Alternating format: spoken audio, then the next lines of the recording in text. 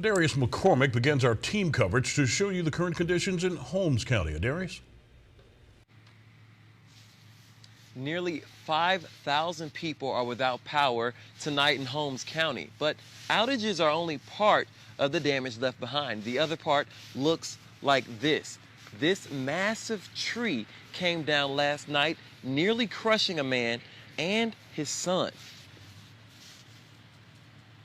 Kevin Gibson was inside his shed when he heard his wife screaming from across the yard. Jeff finna locked the door, and then my son, he was sitting in the truck right here.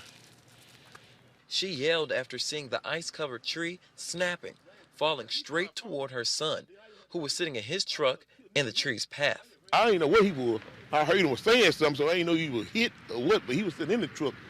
Later, he was up on the hood, but he come around and got inside the truck. He got inside the truck just in time, because when he got inside the truck, the whole big tree just started tilting. The tree couldn't handle the weight of the ice built up since the winter storm began Saturday. It came crashing down on top of the truck. Miraculously, the son walked away without a scratch, but the truck is a total loss. By the time I seen what was going on, the tree was falling, the roof was caving in, so I just sat there.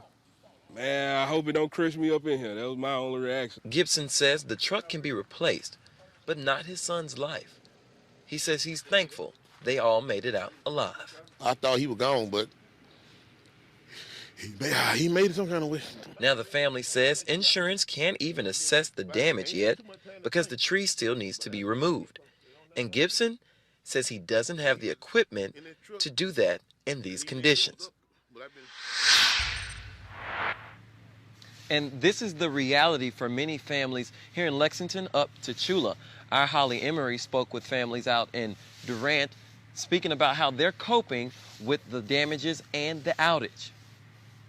Residents here in Holmes County aren't dealing with icy road conditions that folks in North Mississippi are dealing with, but instead they're dealing with down power lines and down trees like this one here on this home. Now, during this winter storm disaster, the community is coming together to make sure everyone has a warm place to stay as the power remains out today.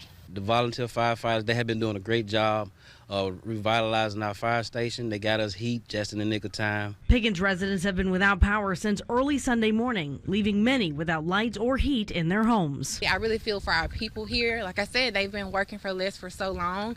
And when you do have a little and you've been working with a little and then something like this comes along and you no longer have the little. 15 minutes north in the city of Durant, there's more damage. According to Durant Police Chief DeMarcus Friend, when the power went out Sunday, the city's water pumps stopped working, leaving everyone without running water.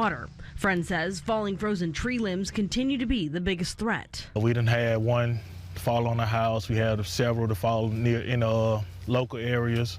So our fire chief and the city workers have been out working effortlessly to try to resolve those situations and get everything done. As everyone waits for the power to come back on, residents across the county are leaning on one another. We have people in the community like Miss Jacqueline Noel, who has made sure to come through the seniors and prepare breakfasts and lunch for them. It's been amazing to watch and see how folks have gelled together, depend on one another. They've contacted the elderly. They checked on their neighbors. We was going around doing our spot checks for the elderly to make sure folks who had oxygen had power to the oxygen. That's the very latest from here in Holmes County. Holly Emery, 3 on your side.